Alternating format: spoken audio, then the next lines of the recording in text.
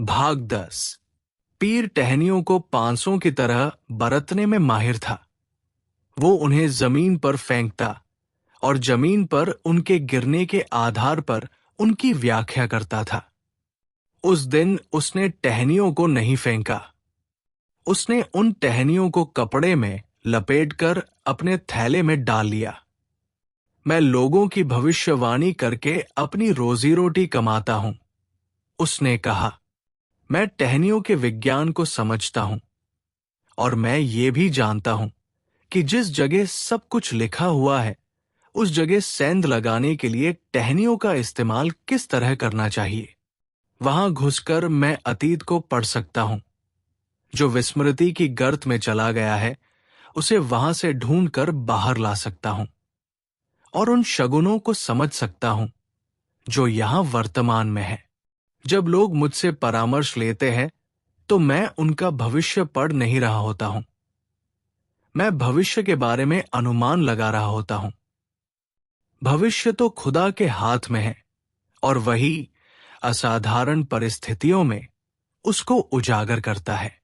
मैं भविष्य का अनुमान कैसे लगाता हूं?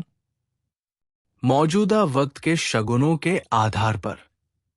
रहस्य यहां है, वर्तमान में। अगर आप वर्तमान पर ध्यान देते हैं तो आप उसे बेहतर बना सकते हैं, और अगर आप वर्तमान को बेहतर बनाते हैं तो जो कुछ भी होने वाला है वो भी बेहतर होगा।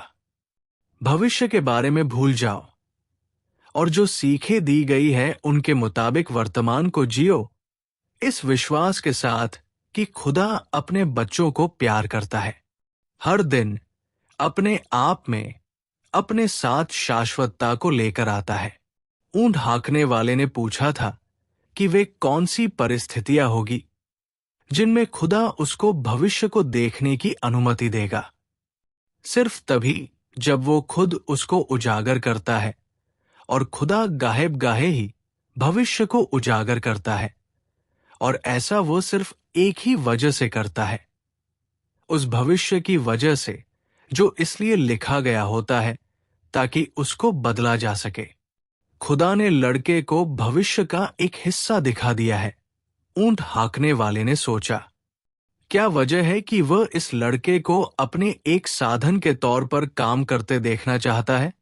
जाओ और कबीलों के सरदारों से बात करो, ऊंट हाँकने वाले ने कहा। उन्हें उन फौजों के बारे में बताओ जो इस तरफ बढ़ रही है। वे लोग मेरी हंसी उड़ाएंगे। वे सब रेगिस्तानी लोग हैं, और रेगिस्तान के लोग शगुनों से निपटने के आदी होते हैं। ठीक है, तब तो उनको ये पहले से ही पता होगा। वे फिलहाल इसको लेकर परेशान नहीं है। उनका मानना है कि अगर उनको ऐसा कुछ जानना जरूरी है जो अल्लाह चाहता है कि वे जाने, तो कोई न कोई उनको उस बारे में बताएगा। ऐसा पहले भी कई बार हो चुका है, लेकिन इस बार बताने वाले तुम हो। लड़के ने फातिमा के बारे में सोचा और उसने फैसला किया कि वो कबीलों के सरदारों से मिलने जाएगा। लड़का नखलिस्तान के बीचों बीच बने विशाल सफेद तंबू के सामने खड़े पहरेदार के पास पहुंचा। मैं सरदारों से मिलना चाहता हूं। मैं रेगिस्तान से भविष्य सूचक सकेत लेकर आया हूं। पहरेदार कोई जवाब दिए बिना तंबू में चला गया, जहां वो कुछ देर बना रहा। जब वो प्रकट हुआ तो उसके साथ एक नौजवान अरब था जिसने सफेद और सुनहरी पोशाक पहन रखी थी। लड़के ने जो भी देखा था वो सब उस नौजवान को बता दिया, और नौजवान ने उससे वहीं रुककर इंतजार करने को कहा। वो तंबू में चला गया। रात घिर आई। आपस में झगड़ते तरह तरह के आदमी और सौदागर तंबू में आते जाते रहे। एक एक कर अलाव बुझते गए और नखलिस्तान रेगिस्तान की ही तरह खामोश हो गया। सिर्फ उस विशाल तंबू की बत्तियां ही जलती रहीं। इस पूरे समय लड़का फातिमा के बारे में सोचता रहा, और उसके साथ हुई आखिरी बातचीत को वो अभी तक समझ नहीं पा रहा था। आखिरकार कई घंटों के इंतजार के बाद पहरेदार ने लड़के को तंबू में जाने को कहा। अंदर जाकर लड़के ने जो कुछ देखा उससे वो अचंभित रह गया। वो कल्पना भी नहीं कर सकता था कि रेगिस्तान के बीचों बीच इस तरह का कोई तंबू हो सकता था। जमीन पर ऐसे बेहद खूबसूरत कालीन बिछे हुए थे जिन पर उसने कभी पैर भी नहीं रखे थे।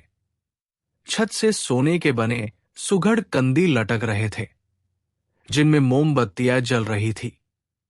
कबीलाई सरदार तंबू के पिछले हिस्से में कसीदाकारी से सज्जित रेशम की मसंदों से टिके अर्धगोलाकार बनाकर बैठे हुए थे।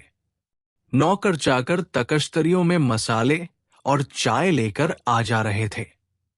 कुछ दूसरे नौकर हुक्कों में आग जला रहे थे। वातावरण मीठी खुशबू और धुएं से व्याप्त था। यूं तो वहां 8 सरदार थे, लेकिन लड़के को यह पहचानते देर नहीं लगी कि उनमें सबसे महत्वपूर्ण कौन था। वो एक अरब था जो सफेद और सुनहरी पोशाक पहने उस अर्धगोलाकार के बीच में बैठा हुआ था। उसकी बगल में वो नौजवान अरब था जिससे लड़का पहले बात कर चुका था। कौन है ये अजनबी जो भविष्य सूचक संकेतों की बात करता है? एक सरदार ने लड़के को देखते हुए पूछा। मैं हूं, लड़के ने जवाब दिया, और उसने वो बता दिया जो उसने देखा था। रेगिस्तान इस तरह की बातें एक अजनबी को क्यों बताने लगा, जबकि उसे मालूम है कि हम यहां कई पुश्तों से रहते आ रहे हैं? दूसरे सरदार ने कहा, क्योंकि मेरी आंखों को अभी रेगिस्तान की आदत नहीं पड़ी है। लड़के ने कहा, मैं ऐसी चीजों को देख सकता हूं जिन्हें शायद रेगिस्तान की अभ्यस्त आंखें नहीं देख सकती, और इसलिए भी कि मैं कायनात की रूह के बारे में जानता हूं। उसने मन ही मन सोचा। नखलिस्तान गैर तरफदार इलाका है। नखलिस्तान पर कोई हमला नहीं करता। तीसरे सरदार ने कहा, मैं तो आपको वही बता सकता हूं जो मैंने देखा था। अगर आप मेरी बात पर यकीन नहीं करना चाहते तो आपको इस बारे में कुछ भी करने की जरूरत नहीं है। उनके बीच उत्तेजित चर्चा होने लगी। वे एक ऐसी अरबी बोली में बात कर रहे थे जो लड़के को समझ में नहीं आ रही थी, लेकिन जब वो जाने को हुआ तो पहरेदार ने उससे रुकने को कहा। लड़के को डर सताने लगा। भविष्य सूचक संकेत उससे कह रहे थे कि कुछ गड़बड़ है। उसे पछतावा हुआ कि उसने आखिर उस ऊंट हाँकने वाले को वो सब बताया ही क्यों जो उसने रेगिस्तान में देखा था। अचानक बीच में बैठा बुजुर्ग सरदार बहुत हल्के से मुस्कराया और लड़के ने कुछ बेहतर महसूस किया। उस आदमी ने चर्चा में हिस्सा नहीं लिया था और दरअसल अब तक एक शब्द भी जबान से नहीं निकाला था, लेकिन लड़का तो कायनात की जबान से वाकिफ था और वो पूरे तंबू में व्याप्त हो उठी शांति के स्पंदनों को महसूस कर पा रहा था। अब उसे अंदर ही अंदर लगने लगा था कि उसने वहां आकर ठीक ही किया था। चर्चा समाप्त हो गई। सारे सरदार उस बुजुर्ग की बात सुनने खामोश हो गए। फिर वो लड़के की ओर मुड़ा। इस बार उसके चेहरे पर कोई भाव नहीं था और लगता था जैसे वो कहीं दूर देख रहा था। 2000 साल पहले दूर एक मुल्क में ख्वाबों में यकीन करने वाले एक आदमी को तहखाने में डाल दिया गया था और फिर उसे गुलाम के रूप में बेच दिया गया था। उस बुजुर्ग ने कहा, जो अब एक ऐसी बोली में बात कर रहा था जिसे लड़का समझता था। हमारे सौदागरों ने उस आदमी को खरीद लिया और उसे मिस्र में ले आए। हम सब जानते हैं कि जो भी कोई ख्वाबों में यकीन करता है वो उनकी व्याख्या करना भी जानता है। बुजुर्ग ने अपनी बात जारी रखते हुए कहा, जब फैरो ने दुबली गायों और मोटी गायों का ख्वाब देखा था तो इस आदमी ने, जिसकी मैं बात कर रहा हूं, मिस्र को अकाल से राहत दिलाई थी। उसका नाम जोसेफ था। वो भी तेरी ही तरह एक अजनबी मुल्क में एक अजनबी ही था, और वो शायद तेरी ही उम्र का था। वो रुका। उसकी आंखों में अभी भी रूखापन बना हुआ था। हम हमेशा रवायत को मानते हैं। रवायत ने ही उस जमाने में मिस्र को अकाल से बचाया था और मिस्र के बाशिंदों को सबसे ज्यादा दौलतमंद बना दिया था। रवायत ही इंसानों को सिखाती है कि रेगिस्तान को कैसे पार किया जाए और उनके बच्चों को शादियां किस तरह करनी चाहिए। रवायत कहती है कि नखलिस्तान गैर तरफदार इलाका होता है, क्योंकि नखलिस्तान दोनों ही पालों में है और इसलिए दोनों को ही खतरा होता है। किसी ने एक शब्द भी नहीं कहा। बुजुर्ग बोलता रहा। लेकिन रवायत ये भी कहती है कि रेगिस्तान के पैगामों पर यकीन करना चाहिए। हम जो कुछ भी जानते हैं वो सब हमें रेगिस्तान ने ही सिखाया है। बुजुर्ग ने एक इशारा किया और हर कोई खड़ा हो गया। बैठक समाप्त हो चुकी थी। हुक्के बुझा दिए गए और पहरेदार सावधान की मुद्रा में खड़े हो गए। लड़का जाने को हुआ, लेकिन तभी बुजुर्ग फिर बोल पड़ा। कल हम इस करार को तोड़ने वाले हैं कि नखलिस्तान में कोई भी व्यक्ति अपने पास हथियार नहीं रखेगा। पूरे दिन हम अपने दुश्मनों की तलाश में रहेंगे। दिन डूबते ही हर कोई अपने अपने हथियार मेरे सामने रख देगा। हमारे दुश्मनों की हर 10 लाशों के बदले तुम्हें सोने की एक मुहर मिलेगी। लेकिन हथियार तभी तानने के काबिल होते हैं जब वे भी जंग में हिस्सा लेते हैं। हथियार भी रेगिस्तान की तरह मनमौजी होते हैं, और अगर उनका इस्तेमाल नहीं किया जाता तो मुमकिन है अगली बार वे किसी काम के ही न रह जाएं। अगर कल का दिन खत्म होने तक उनमें से कम एक का इस्तेमाल नहीं किया गया तो उसका इस्तेमाल तुम पर किया जाएगा। जब लड़का तंबू से निकला तो नखलिस्तान में सिर्फ पूर्ण चंद्रमा की रोशनी ही थी। वो अपने तंबू से 20 मिनट की दूरी पर था और उसने चलना शुरू कर दिया। जो कुछ भी हुआ था उससे वह चौकन्ना हो उठा था। वो कायनात की रूह तक पहुंचने में कामयाब रहा था, और अब ऐसा करने की कीमत उसे अपनी जान से भी चुकानी पड़ सकती थी। ये एक खतरनाक बाजी थी, लेकिन वो इस तरह की जोखिम भरी बाजियां तो उसी दिन से लगाता रहा था जब उसने अपनी नियति का पीछा करने की खातिर अपनी भेड़ों को बेच डाला था। और जैसा कि उस ऊंट हाँकने वाले ने कहा था, कल मर जाना किसी भी दूसरे दिन मरने से बदतर नहीं है। हर दिन या तो जिंदा बने रहने के लिए है या इस दुनिया से रुखसत लेने के लिए है। सब कुछ एक ही शब्द पर टिका हुआ था, मकतूब। चारों तरफ फैली खामोशी के बीच चलते हुए उसे कोई पछतावा नहीं था। अगर वो कल मर जाता है तो ऐसा इसलिए होगा क्योंकि ईश्वर भविष्य को बदलना नहीं चाहता होगा। अगर वो मर भी गया तो कम से कम इस बात का तो संतोष होगा कि वो खाड़ी पार करने के बाद, क्रिस्टल की दुकान में काम करने के बाद और रेगिस्तान की खामोशी और फातिमा की आंखों को जान लेने के बाद मरा है। अरसा पहले जब से उसने अपना घर छोड़ा था, तब से अपना हर दिन उसने भरपूर ढंग से जिया था। अगर वो कल मर भी जाता है तो वो दूसरे गडरियों के मुकाबले बहुत कुछ देख चुकने के बाद मरा होगा, और इस बात को लेकर उसे गर्व था।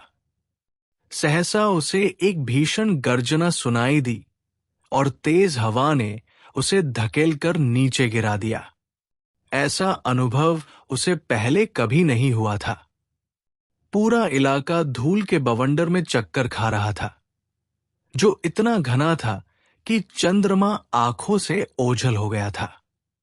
उसके सामने एक विशालकाय सफेद घोड़ा था, जो भयानक ढंग से हिनहिनाता हुआ बार बार उसके सामने अपने पिछले पैरों पर खड़ा हो जा रहा था। उस अंधा कर देने वाली धूल के थोड़ा सा छंटने पर लड़के ने जो नजारा देखा, उससे वो कौप उठा। घोड़े पर पूरी तरह काले लबादे में ढका एक आदमी सवार था और उसके बाएं कंधे पर एक बाज बैठा हुआ था। उस घुड़सवार ने साफा पहन रखा था और सिवा आंखों के उसका पूरा चेहरा एक काले कपड़े से ढका हुआ था। देखने में वह रेगिस्तान का कोई हरकारा लगता था, लेकिन उसकी मौजूदगी निरे हरकारे से ज्यादा किसी ताकतवर इंसान जैसी लग रही थी। उस विचित्र से घुड़सवार ने अपनी जीन में कसी म्यान से एक विशाल मुड़ी हुई तलवार निकाली। तलवार के फलक का फौलाद चंद्रमा की रोशनी में चमक उठा। कौन है जो बाजों की उड़ान के अर्थ को पढ़ने का दुस्साहस करता है? उसने पूछा, जिसकी आवाज इतनी गरजती हुई थी कि वो अल फयूम के हजारों दरख्तों से टकराकर गूंज उठी। मैं हूं जिसने ये जुर्रत की है, लड़के ने कहा। उसे उस तस्वीर की याद आ गई जिसमें सैंटियागो माटामोरोस सफेद घोड़े पर सवार था और विधर्मी उस घोड़े के खुरों के नीचे दबे हुए थे। ये आदमी बिल्कुल वैसा ही दिखाई दे रहा था, सिवा इसके की भूमिकाएं उलट गई थी। मैं हूं जिसने ये जुर्रत की है, उसने दोहराया, और तलवार का वार झेलने के लिए उसने अपना सिर झुका दिया। बहुत सी जिंदगियां बच जाएंगी, क्योंकि मैं कायनात की रूह को देख सकता था। तलवार का वार नहीं हुआ। इसकी बजाय अजनबी उसे धीरे धीरे तब तक नीचे करता गया जब तक कि उसकी नोक लड़के के माथे को नहीं छूने लगी। उससे रक्त की बूंद निकल आई। घुड़सवार पूरी तरह स्थिर था, उसी तरह लड़का भी। लड़के को ये तक नहीं सूझा कि वो वहां से भाग जाता। वो अंदर ही अंदर एक विचित्र किस्म का आनंद महसूस कर रहा था। अपनी नियति की खोज में वो करीब करीब मरने को था और फातिमा की खातिर। भविष्य सूचक संकेत आखिरकार सही साबित हुए थे। अब वो दुश्मन के आमने सामने था, लेकिन मरने की चिंता करने की कोई जरूरत नहीं थी। कायनात की रूह उसका इंतजार कर रही थी और वो जल्दी ही उसका हिस्सा बन जाने वाला था। और कल उसका दुश्मन भी उस रूह का हिस्सा बन जाएगा। अजनबी तलवार की नोक को उसके माथे से टिकाए रहा।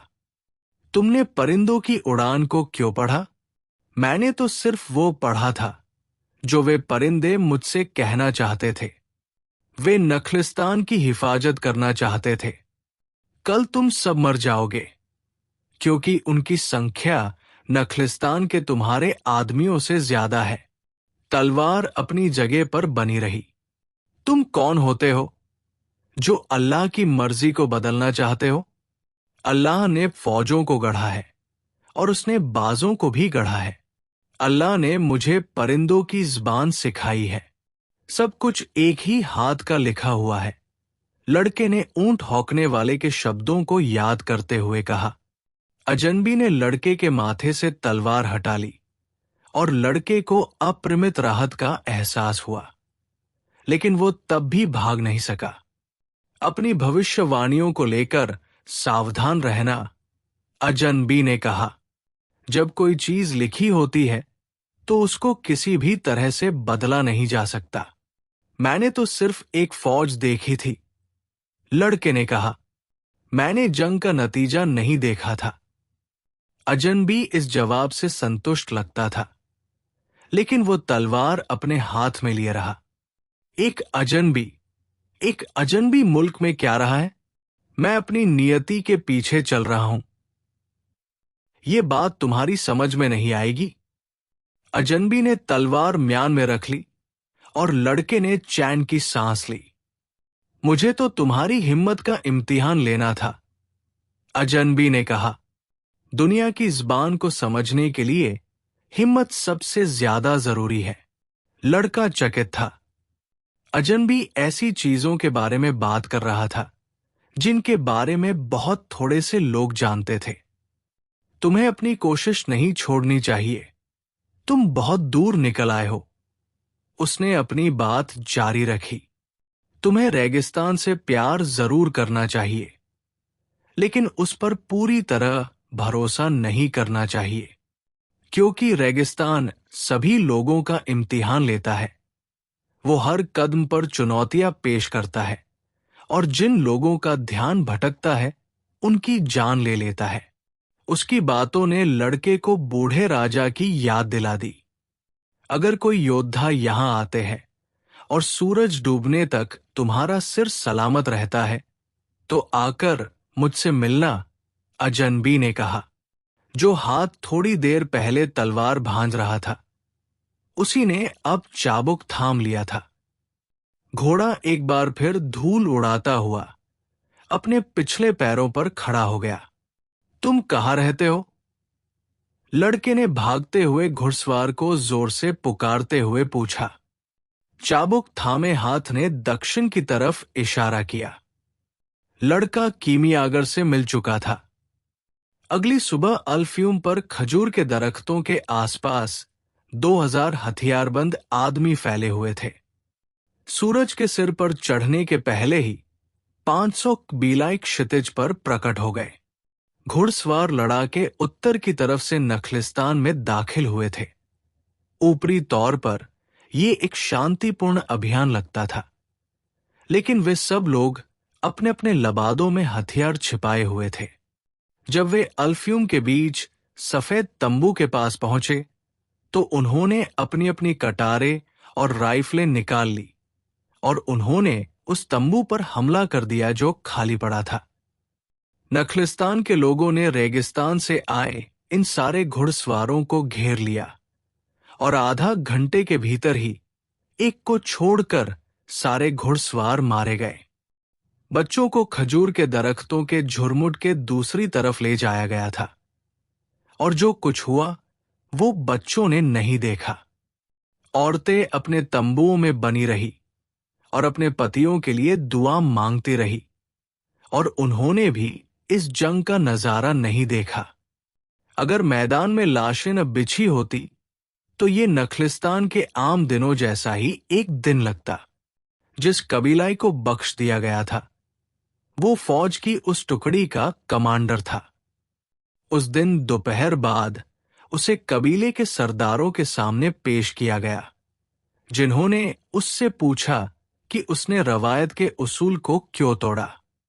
कमांडर ने कहा कि उसके आदमी कई दिनों से जारी जंग से थके हुए, भूखे और प्यासे थे और इसलिए उसने नखलिस्तान पर हमले का फैसला किया था ताकि वे जंग पर वापस लौटने के काबिल हो सकते। कबीले के सरदार ने कबीलाइयों के मारे जाने पर अफसोस जताया, लेकिन कहा कि रवायत पाक होती है। उसके कमांडर को बेइज्जत मौत की सजा सुनाई। उसको तलवार या बंदूक की गोली से मारने की बजाय खजूर के एक सूखे दरख्त से फांसी पर लटका दिया गया, जहां उसकी लाश रेगिस्तान की हवा में झूलती रही।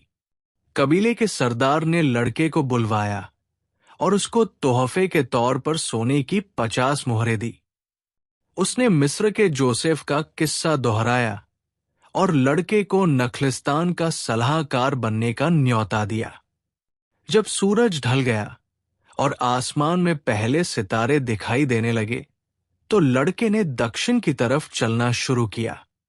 अंततः उसे एक अकेला तंबू दिखाई दिया और वहां से गुजरते अरबों के एक समूह ने लड़के को बताया कि उस जगह पर जिन्न रहते हैं। लेकिन लड़का तंबू के पास बैठ गया और इंतजार करने लगा। जब चंद्रमा आसमान में काफी ऊंचे चढ़ आया तब कहीं जाकर घोड़े पर सवार कीमियागर आता हुआ दिखाई दिया। वो अपने कंधे पर 2 मरे हुए बाज लादे हुए था। ये रहा मैं, लड़के ने कहा। तुम्हें यहां नहीं होना चाहिए, कीमियागर ने जवाब दिया। या फिर तुम्हारी नियति तुम्हें यहां लेकर आई है? जब तक कबीलों के बीच जंग छिड़ी हुई है तब तक रेगिस्तान को पार करना नामुमकिन है, इसलिए मैं यहां आ गया। कीमियागर घोड़े से उतरा और उसने लड़के को अपने साथ तंबू में आने का इशारा किया। ये नखलिस्तान के बहुत से तंबुओं जैसा ही एक तंबू था। लड़के ने तंदूरों और कीमियागिरी के काम आने वाले दूसरे औजारों की तलाश में चारों ओर देखा, लेकिन उसे वहां वैसा कुछ दिखाई नहीं दिया। वहां तो बस कुछ पुस्तकों का एक ढेर लगा हुआ था, भोजन पकाने की एक छोटी सी अंगीठी थी और कुछ कालीन थे जिन पर रहस्यमय किस्म की आकृतियां उकेरी हुई थी। बैठ जाओ, हम कुछ पिएंगे और फिर इन बाजों को खाएंगे। लड़के को शक हुआ कि वे वही बाज थे जिन्हें उसने एक दिन पहले देखा था, लेकिन उसने कुछ नहीं कहा। कीमियागर ने आग जलाई और जल्दी ही तंबू में एक लुभावनी महक भर गई। ये हुक्के की खुशबू से बेहतर थी। आप मुझसे क्यों मिलना चाहते थे? भविष्य सूचक संकेतों की वजह से कीमियागर ने जवाब दिया। हवा ने मुझे बताया कि तुम आओगे और तुम्हें मदद की जरूरत होगी। वो मैं नहीं हूं जिसके बारे में हवा ने बात की थी। वो एक दूसरा परदेसी है, एक अंग्रेज। वही था जो आपको तलाश रहा था। उसे पहले कुछ और काम करने हैं, लेकिन वो सही रास्ते पर है। उसने रेगिस्तान को समझने की कोशिश शुरू कर दी है। और मेरे बारे में आपका क्या कहना है? जब कोई व्यक्ति सच्चे दिल से किसी चीज की चाहत करता है, तो सारी कायनात मिलकर उसके सपने को साकार करने के लिए काम करने लगती है। कीमियागर ने बूढ़े राजा द्वारा कहे गए शब्दों को प्रतिध्वनित करते हुए कहा। लड़का समझ गया। यहां एक और आदमी था जो उसको उसकी नियति तक पहुंचाने में मदद कर रहा था। तो क्या आप मुझे सीख देने वाले हैं? नहीं, तुम पहले से ही वो सब जानते हो जो तुम्हें जानना जरूरी है। मैं तो सिर्फ उस तरफ इशारा करने वाला हूं जहां तुम्हारा खजाना है। लेकिन कबीलों में तो जंग छिड़ी हुई है, लड़के ने दोहराया। मुझे मालूम है कि रेगिस्तान में क्या हो रहा है। मुझे तो मेरा खजाना पहले ही मिल चुका है। मेरे पास एक ऊंट है, क्रिस्टल की दुकान में कमाया गया पैसा मेरे पास है, और मेरे पास सोने की 50 मोहरें हैं। मेरे मुल्क में तो मेरी गिनती एक दौलतमंद इंसान के रूप में होगी। लेकिन इनमें से कोई भी चीज पिरामिडों की तो नहीं है, कीमियागर ने कहा। मेरे पास फातिमा भी है। वो तो मेरा अब तक का सबसे बड़ा खजाना है, लेकिन वो भी पिरामिडों से हासिल नहीं की गई है। वे खामोशी के साथ खाना खाते रहे। कीमियागर ने एक बोतल खोली और लड़के के प्याले में लाल रंग का कोई तरल उड़ेल दिया। वैसी लजीज वाइन उसने अब तक नहीं चखी थी। क्या यहां वाइन पीने पर पाबंदी नहीं है? लड़के ने पूछा। बुराई वो नहीं है जो इंसानों के मुंह में जाती है, कीमियागर ने कहा। बुराई वो है जो उनके मुंह से बाहर आती है। कीमियागर पहले उसे कुछ डरावना लग रहा था, लेकिन वाइन पीने के बाद लड़का सहज हो गया। खाना खाने के बाद वे तंबू के बाहर आकर बैठ गए। चंद्रमा इस कदर चमक रहा था कि उससे तारों की चमक फीकी पड़ गई थी। पियो और मजे लो, कीमियागर ने कहा। वो देख रहा था कि लड़का काफी खुशी महसूस कर रहा था। आज रात में खूब अच्छी तरह आराम करना, जैसे तुम कोई योद्धा हो और लड़ाई की तैयारी कर रहे हो। याद रखो, जहां तुम्हारा दिल है वही तुम्हारा खजाना है। तुम्हें खजाने को खोजना ही होगा, ताकि उसकी राह में अब तक तुमने जो कुछ सीखा है वो सार्थक हो सके। कल तुम अपना ऊंट बेच देना और एक घोड़ा खरीद लेना। ऊंट धोखेबाज होते हैं। वे मीलों चलते जाते हैं और कभी थकते नहीं लगते। फिर अचानक वे घुटने टेक देते हैं और मर जाते हैं। लेकिन घोड़े धीरे धीरे करके धकते हैं। तुम्हें हमेशा ये मालूम होता है कि उनसे कितनी उम्मीद करनी चाहिए, और ये कि वे कब मरने वाले हैं। अगली रात लड़का एक घोड़े के साथ कीमियागर के तंबू पर पहुंचा। कीमियागर तैयार था और वो खुद भी अपने घोड़े पर सवार हो गया और उसने एक बाज को अपने बाएं कंधे पर रख लिया। फिर उसने लड़के से कहा, मुझे बताओ कि रेगिस्तान में जीवन किधर है। सिर्फ वही लोग खजाने को हासिल कर सकते हैं जो जीवन के ऐसे निशानों को देख पाते हैं। अपने घोड़ों पर सवार होकर वे रेत में चल पड़े। चांद की रोशनी उन्हें रास्ता दिखा रही थी। पता नहीं मैं रेगिस्तान में जीवन के निशान ढूंढ सकूंगा या नहीं, लड़के ने सोचा। मैं रेगिस्तान को अभी भी उतनी अच्छी तरह तो जानता नहीं। ये बात वो कीमियागर से कहना चाहता था, लेकिन उसे उस आदमी से डर लगता था। वे उस चट्टानी स्थल पर पहुंचे जहां लड़के ने आसमान में बाजों को उड़ते देखा था, लेकिन अब वहां सिर्फ खामोशी थी और हवा थी। मैं नहीं जानता कि रेगिस्तान में जीवन कैसे पाया जाए, लड़के ने कहा। ये तो मैं जानता हूं कि रेगिस्तान में जीवन है, लेकिन उसे कहाँ खोजा जाए ये मैं नहीं जानता। जीवन जीवन को अपनी ओर खींचता है, कीमियागर ने जवाब दिया। और तब लड़के को समझ में आया। उसने अपने घोड़े की लगाम को ढीला कर दिया और वो चट्टानों और रेत पर सरपट दौड़ पड़ा। लड़के का घोड़ा लगभग 1.5 घंटे तक भागता रहा और कीमियागर उसका पीछा करता रहा। अब उनको नखलिस्तान के खजूर के दरख्त दिखाई नहीं दे रहे थे, सिर्फ उनके ऊपर विशाल चंद्रमा था। रेगिस्तान के पत्थरों पर फिसलती उसकी सफेद रोशनी थी। अचानक बिना किसी साफ वजह के लड़के के घोड़े ने अपनी रफ्तार धीमी कर दी। यहां कहीं पर जीवन है, लड़के ने कीमियागर से कहा। मैं रेगिस्तान की भाषा तो नहीं समझता, लेकिन मेरा घोड़ा जीवन की भाषा समझता है। वे घोड़ों से उतर गए और कीमियागर ने कुछ नहीं कहा। धीरे धीरे आगे बढ़ते हुए वे पत्थरों के बीच कुछ खोजते रहे। कीमियागर सहसा ठहर गया और जमीन पर झुक गया। वो पत्थरों के बीच एक सुराख था। कीमियागर ने उस सुराख में अपना हाथ डाल दिया और फिर कंधे तक अपनी पूरी बाह उसके अंदर कर दी। अंदर कोई चीज थी जो हिलडुल रही थी, और उस कोशिश में कीमियागर की आंखें तिरछी हुई जा रही थी। लड़के को सिर्फ उसकी आंखें ही दिखाई दे पा रही थी।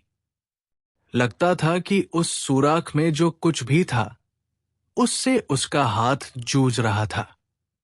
फिर लड़के को चकित करते एक झटके के साथ उसने अपना हाथ बाहर निकाला और वो उछलकर खड़ा हो गया। उसने अपने हाथ में एक सांप को उसकी पूंछ से पकड़ रखा था। लड़का भी उछल पड़ा, लेकिन कीमियागर से दूर। सांप बुरी तरह जूझ रहा था और उसकी फुफकारे रेगिस्तान की खामोशी को हिला रही थी। वो कोबरा था जिसका जहर आदमी को कुछ ही मिनटों में खत्म कर सकता था।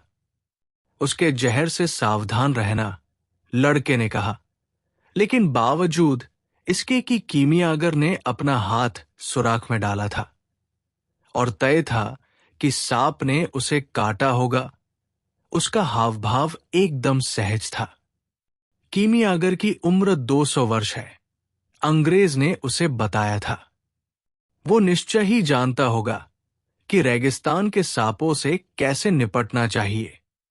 लड़का अपने इस साथी को अपने घोड़े के पास जाते और वहां से एक कटार निकालते देखता रहा।